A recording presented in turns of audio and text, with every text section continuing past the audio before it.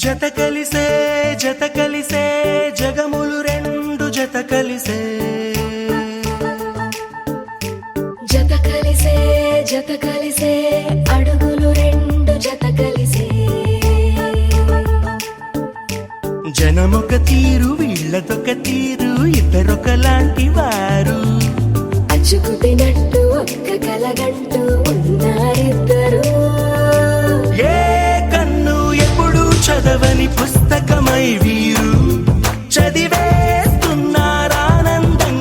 ఒకరిని ఇంకొకరు.